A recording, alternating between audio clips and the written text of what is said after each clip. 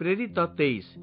पाउल महासभा आड़क स्थिर दृष्टि चाहि कहले, हे इस्राएलीय भाई माने, आज पर्यंत ईश्वर सम्मुखें मु कि प्रकार जीवन काटिछि से विषय मोर विवेक संपूर्ण निर्मल। एही कथा सुनी महायाजक आनानिय पाउलंक मुहरे चापुड़ा मारिबा पई पाउलंक निकटरे ठिया होइथिबा लोकमानकु आदेश देले। पाउल ताहांकु कहिले, हे चून बोला धवल प्राचीर, प्रभु निश्चय तुमको आघात करिवे। आईन अनुजाई मोर विचार करने तुमे सेठारे बसिच, अथच मते आघात करिया पे आदेश दे तुमे आईन भंग करुछ। पाउलंक निकटरे थिबा लोक माने ताकु कहिले, तुमे ईश्वरकर प्रधान याजकंकु अपमान करुछ। पाउल उत्तर देले, हे इस्राएल भाई माने, से प्रधान याजक बोली मु जानि नथिली। धर्मशास्त्रे उल्लेख अछि, तुमे निज जातिर शासकंक ग्लानि कर नाही। यहूदी मानकर दलरे केतक फारसी और आउ केतक साधुकी थिबार देखि पाउल महासभा को आह्वान करी कहले, हे इस्राएल भाई माने, मु जने फारूसी वंशरे मोर जन्म। मृत मानकर पुनरुत्थान रे मु विश्वास करिबा हेतु एठारे मोर विचार करा जाउची। सेमानक भितरे दलगत विभेद सृष्टि हैला एवं से ठीक ए कथा कहिबा संगे संगे फारूसी और साधुकी मानक मध्यरे कलह आरंभ हैला।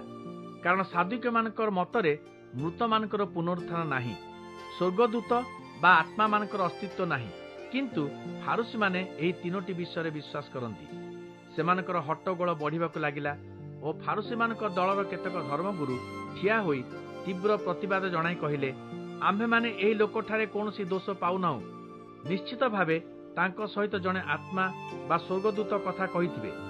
जुक्तितर्क एडे भीषण आकार धारण कला जे जनता पाउलंकु काटी खंड खंड करिदेबे बोली सैन्याध्यक्षंकर आशंका हैला। तेणु से गंडगोलकारी मानक भितरु पाउलंकु उद्धार करी तांकु दुर्ग मध्यकु नहीं जिबा पई सैन्यमानकु आदेश देले। सेही रात्रि रे प्रभु पाउलंकर पाखरे ठिया होई कहले, भय कर नाही, तुमे एठारे जेरुसालेम रे मो पई साक्ष्य देइछ, रोम रे मध्य तुमे निश्चय सेहीपरि साक्ष्य दब। तही आर दिन सकाळे केतक यहूदी एकत्र होई गोटे चक्रांत कले। पाउलंकु हत्या न करिबा पर्यंत सेमाने भोजन पान करिवे नाही बोली शपथ कले। 40 जनरु अधिक लोक एही चक्रांत कले।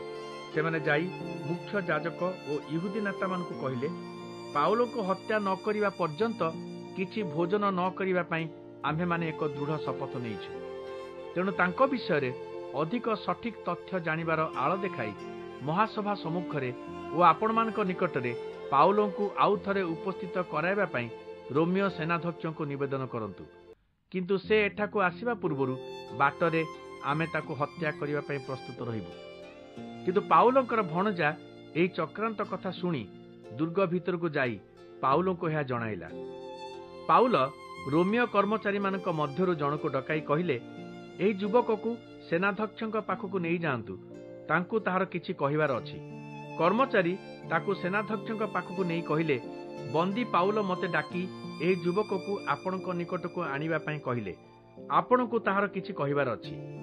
सेनाध्यक्ष तार हाथ धरी निवृत्तकु नेई गले और पचारिले, कोन कहिबार अछि कुह। युवक कहिला, यहूदी कर्तृपक्ष माने संकल्प करिसंती जे महासभा पाउलक विषय अधिक सठिक तथ्य जानिबाकु इच्छा करुछंती बोली छलना करी तांको महासभाकु नेई जिबा पई आपणकु अनुरोध करिवे। किंतु सेमानक कथा शुणंतु नाही, कारण 40 जनरु अधिक लोक तांको हत्या न करिबा पर्यंत भोजन पान करिवे नाही बोली शपथ नेई छकी रहिसंती। वर्तमान सेमाने आपणक निष्पत्ति को अपेक्षा करी प्रस्तुत रहिसंती। तुमे मते एहा जणाइछ बोली काहाकु कहिबो नाही, सेनाध्यक्ष एहा कही युवककु विदाय देले। सेनाध्यक्ष तांकर अधीनस्थ 2 जन कर्मचारी को डकाई कहिले, आज राति 9टा सुधा सिसेरिया को जीवा पई 70 जन अश्वारोही और 200 वर्षाधारी सहित 200 पदातिक सैन्य को प्रस्तुत कर। पाउलंक यात्रा निमंते केतक अश्व दियो और निरापदरे तांको राज्यपाल फेलिक्स निकट को नहीं जाओ। सेनाध्यक्ष एहीपरि एक पत्र लिखिले, मान्यवर राज्यपाल फेलिक्स को क्लडियस लिसियस नमस्कार। यहूदी माने एही लोकटी को धरी ताकु हत्या करबाकू उद्यत थिले। से जणे रोमियो नागरिक बोली अवगत हेबारु मु मोर सैन्य मानक द्वारा ताकु रक्षा कली। सेमानक विरुद्धरे से की दोष करिथिला जानिबा पई मु ताकु सेमानकर महासभा को नहीं गली। किंतु से मृत्युदंड बा कारादंड भोग करिया भली କୌଣସି କାର୍ଯ୍ୟ କରିନାହିଁ ବୋଲି ମୁଁ ଜାଣିପାରିଲି। ତାହା ବିରୁଦ୍ଧରେ ହୋଇଥିବା ଅଭିଯୋଗଗୁଡ଼ିକ ସେମାନଙ୍କର ଧର୍ମ ସଂକ୍ରାନ୍ତୀୟ। ପୁଣି ତା ବିରୁଦ୍ଧରେ ଏକ ଚକ୍ରାନ୍ତ ହୋଇଛି ବୋଲି ଖବର ପାଇ ସଙ୍ଗେ ସଙ୍ଗେ ତାକୁ ଆପଣଙ୍କ ନିକଟକୁ ପଠାଇବା ପାଇଁ ସ୍ଥିର କଲି। ତାହା ବିରୁଦ୍ଧରେ ଥିବା ଅଭିଯୋଗଗୁଡ଼ିକ ଆପଣଙ୍କ ସମ୍ମୁଖରେ ଉପସ୍ଥାପିତ କରିବା ପାଇଁ ମୁଁ ତାର ଅଭିଯୋଗକାରୀମାନଙ୍କୁ କହିଛି। ସୈନ୍ୟମାନେ ସେହି ଆଦେଶ ଅନୁଯାୟୀ ପାଉଲଙ୍କୁ ସେହି ରାତିରେ ଆନ୍ତିପଟ୍ରିସରେ ପହଞ୍ଚାଇ ଦେଲେ।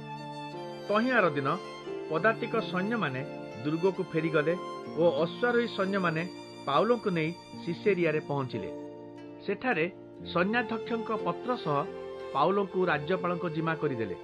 ରାଜ୍ୟପାଳ ପତ୍ରଟି ପଢ଼ି ପାଉଲଙ୍କୁ କେଉଁ ପ୍ରଦେଶରୁ ଆସିଛନ୍ତି ବୋଲି ପଚାରିଲେ। ପାଉଲ ସିଲିସିଆର ବୋଲି ଜାଣି ସେ କହିଲେ, ତୁମର ଅଭିଯୋଗକାରୀମାନେ ପହଞ୍ଚିବା ପରେ ମୁଁ ତୁମ କଥା ଶୁଣିବି। ତାପରେ ପାଉଲଙ୍କୁ ହେରୋଦଙ୍କ ରାଜପ୍ରାସାଦରେ ବନ୍ଦୀ କରି ରଖିବା ପାଇଁ ଆଦେଶ ଦେଲେ।